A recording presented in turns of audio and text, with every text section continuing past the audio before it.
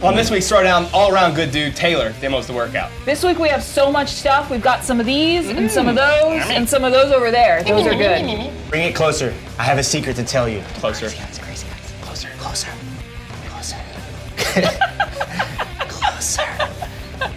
Every Thursday we release these. Oh, right there. Every Thursday we release these workouts at 1 p.m. Join our entire community to practice the skill of competing. Use the next 2 days to plan a strategy, grab some friends, and throw down on Saturday. See where you stack up each week on our Throwdown leaderboard. It's free to sign up. Go to trainingthinktank.com/throwdown. What's up, guys? I'm Mike McGoldrick. I'm stepping in for Max this week. Max is currently on his yearly trek up to the North Pole to hand deliver his letter to Santa Claus because he doesn't trust the post office.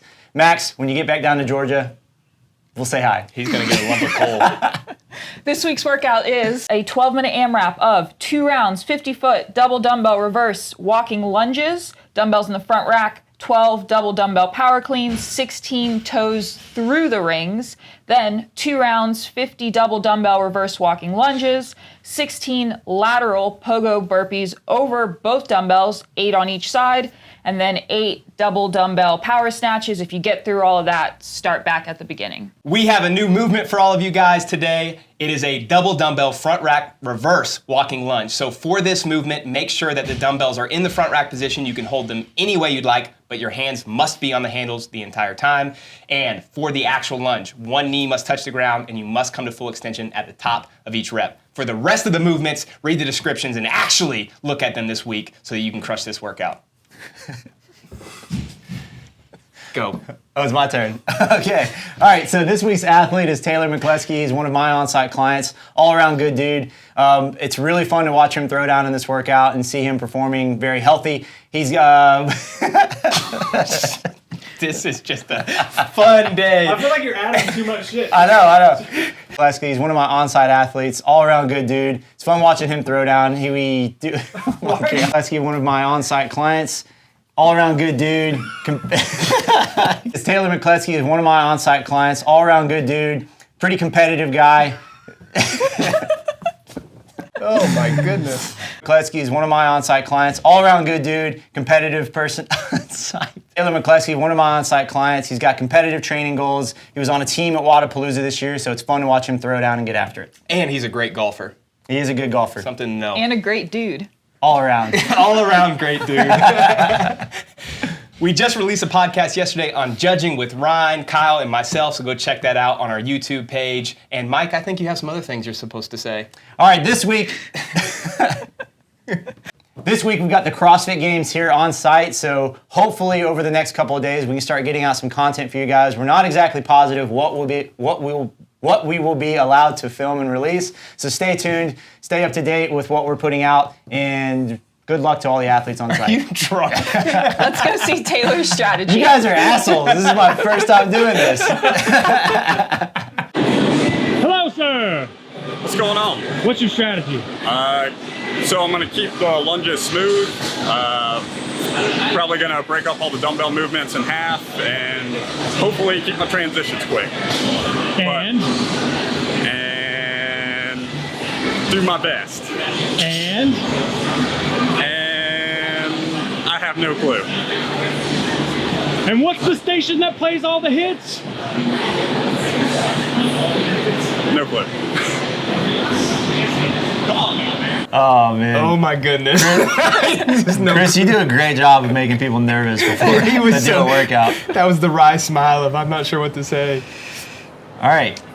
A new movement Yeah. in the throwdown. New movement, new athlete doing a throwdown. This Love is it. Taylor Mccleskey's first demo. This is going to frustrate some people, I'm sure, but if you practice beforehand, it's actually a little bit easier than it looks. It's not easy by any means, but I think you just got to find a rhythm and make sure that you meet the standard of touching your knee and standing all the way up. It's definitely a little bit slower because you can't really do that swing step back. I mean, maybe some people can, but that seems hard. I feel like this is one of those movements too. Like, do you remember when the single arm dumbbell power snatch came out in the open? And everybody was having to like think really hard how to transition your Yeah. hand. And now it's like, it's just how Everybody you do can the do movement. it. Yeah, it's like Yeah. super normal. I'm not saying that this will be like a movement that we see on a consistent basis like a power snatch, but it's definitely one of those like after we all practice it for a couple weeks, it'll get like way smoother. Yeah. But he was having to think a lot, so I think that just slowed him down right off the bat. Yeah. So I think smart here to break these up because, I mean, grip can become a limitation, especially for those that aren't good at, like, let's say the toes to rings. That, to me, is more grippy than toe to bar. So you're doing 12, whereas this is a version of 17.2 where there's only 8 dumbbell power cleans. So you remember how grippy that was. Yeah, man, something about dumbbell power cleans like that, they like blow up your biceps. Yeah. There's really like you try to go faster, it makes it worse. You try to go slower and breathe on it, it's just the same. Like, it's just time under tension. Yeah. To me, these are easier to like get my feet all the way up. I don't know about you guys, but like I said, my grip for some reason blows up more on the rings than the bar. I think because it's a little bit of a slower movement, Yeah, so that's you're true. hanging for longer, and because it is easier, you probably do bigger sets. Yeah, so that is true.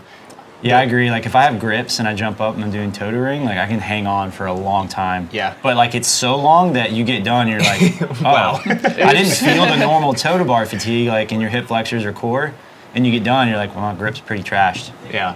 One of the things I've been doing, we only have a set of rings at home, so I've been doing a ton of toes to rings, and I don't know if it transfers over as well as I hope to toes to bar, but it is a fun variation, and as you guys at home are noticing, these are all different variations of 17.2, so different kind of styles that maybe could come up, and obviously in the design right now, we are testing or training for 17.2 at the end of this training cycle, so doing these kind of movements is a great way to be able to not like overload your system with doing a ton of toes to bar, a ton of power cleans, whatever it may be that you're doing every week, but also still getting some movement variation in. Yeah, this workout reminds me a lot of that one, of 17.2, like a lot of dumbbell work, a little bit of gymnastics, not as complex because it's not bar muscle ups, but definitely like the same kind of feeling, like my breathing would get lit up super high. I know, So close. Yeah. I do that with normal lunges though. I'm like Yeah, I always know. half a step too short. Yeah. Anytime I start like a long lunge like that, I'm like, make the first 3 really Yes. long, and then because you get tired near the end, you can make them a little shorter. For sure. So I'll be interested to play around with this. Normally, I do dumbbell walking lunges with them on my traps, like positioned, Like pointing holding them up. vertically? Yeah, I Yeah. wonder how that feels with this movement going backwards. Yeah, I like doing it like that. I'm comfortable there, and I've gotten pretty good like at like the quick transition up and getting it Yeah. set on the traps.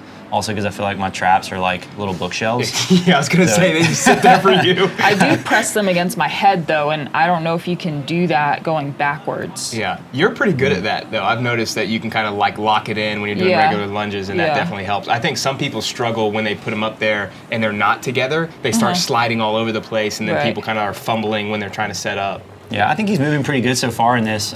He's sticking to his plan pretty well. A little bit of a long transition there, but his goal was to hang on to these unbroken because he wasn't sure that he would really get back to these. Yeah. So when we talked beforehand, the plan was like to go really deep and unbroken on this because this is really the only like grip gymnastics movement in the whole workout. The rest is just basically holding on to the dumbbells. So he wanted to hold big sets on these. So a little bit of a longer transition, but I think just for the case of him being able to hold 16 unbroken. Look at him hitting that standard toes through the rings. Through the rings. Yeah. Yeah, I think going unbroken here makes sense for someone that's, especially at his level, where he could do 16 unbroken toes to bar as well. Maybe he would break those because it's a little Yeah. bit faster to go up and down. But Yeah.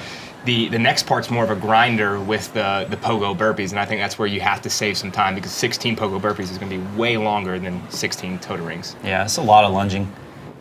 That too. A lot of disoriented reverse, don't know where you're going lunges. Yeah.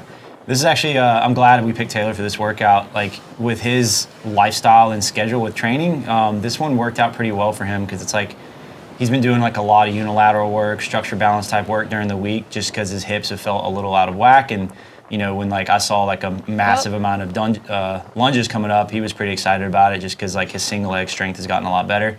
But also too, just like the movements in general, they're kind of like simple, low complexity, you know, just kind of grind movements. And he's been doing a lot of that stuff during the week just based on like his work schedule.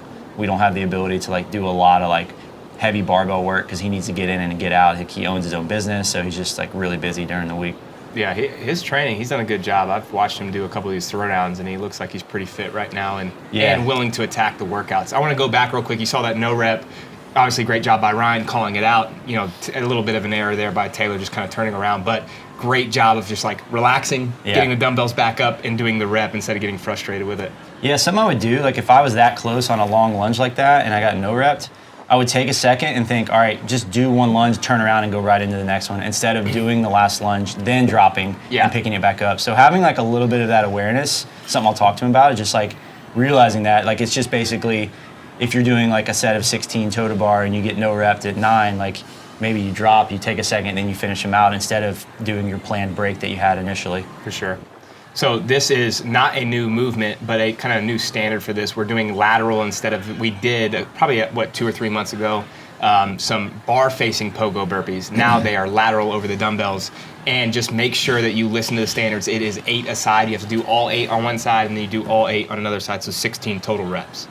I think the step up here is smart for him. Kind of gets him bringing that outside foot in last, makes that lateral jump more comfortable. Yeah. Yeah. These are so hard for me. Oh, me too. They blow me up. There's just really no escaping it. It's not like a normal burpee. What do you think that is? Do you think it's because it's a stronger lateral jump, or that it's just different footwork in a different position and your brain just kind of not used to it? I'm sure that obviously the way that you have to think about it adds some probably emotional fatigue to the workout. For me, my bounding is just bad. I mean, you guys both have seen me jump and like even so double lunge bad. or anything like that.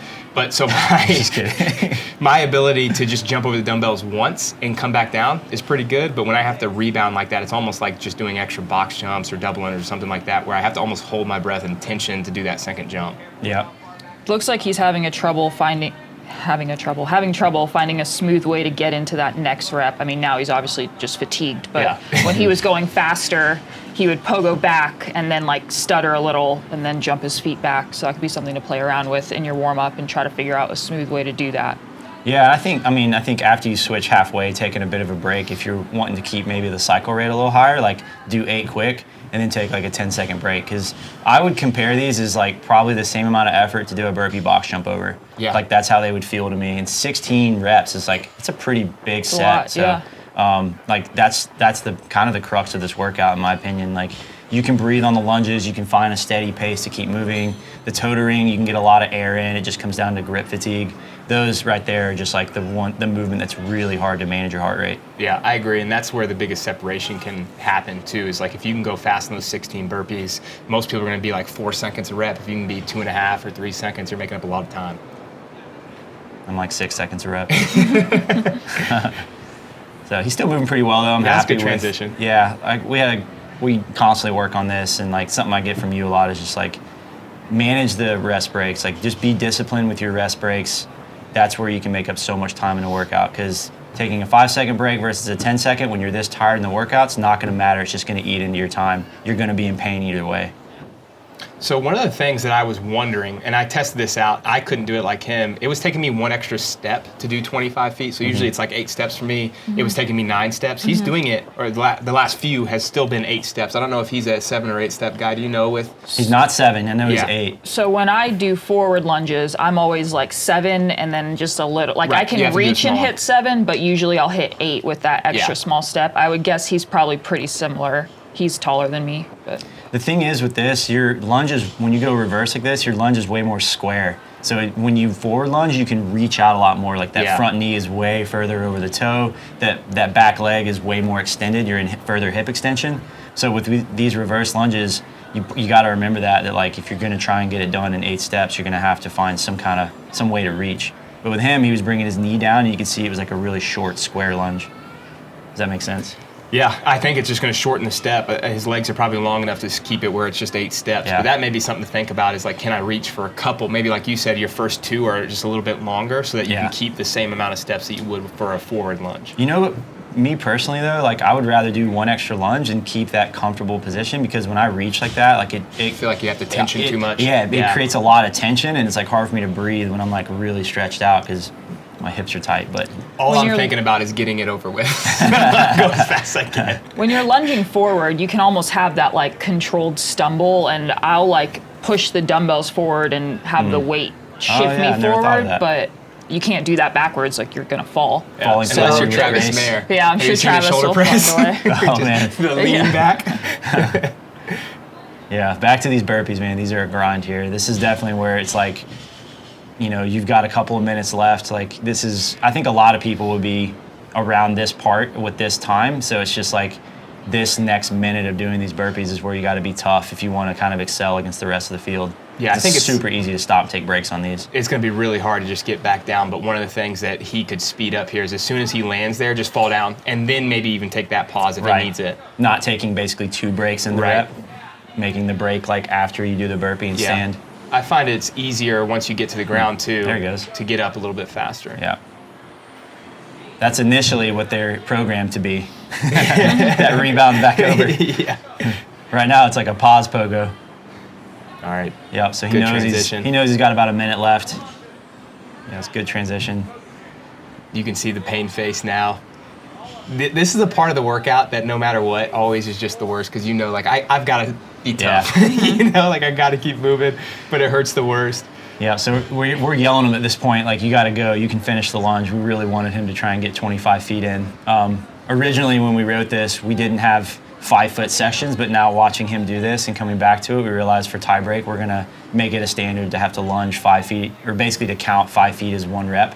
In this case, he doesn't have any. We just wanted him to try and finish the lunge. Yeah, we'll put it in the standards, but each 5-foot segment will be 1 rep, just like you would see in most open style workouts. Will he finish the 25 feet? Not man, quite. A so step close. away. Yeah. Good job, Taylor. So close. That's like, what, 3 lunges away? Mike, send us to Project Pat. Pat, what it is? It's a wrap, you know what I'm saying? Your boy Project Pata in this thing, man. Hey, look, man, thank y'all for watching Training Think Tank's YouTube channel. Y'all hit that motherfucking subscribe button, you know what I'm saying? So y'all go ahead, man. Thank y'all for watching the channel, you know what I'm saying? Hit that motherfucking subscribe button, let it be known, what it be known, what it be known, you know what I'm saying? Pata.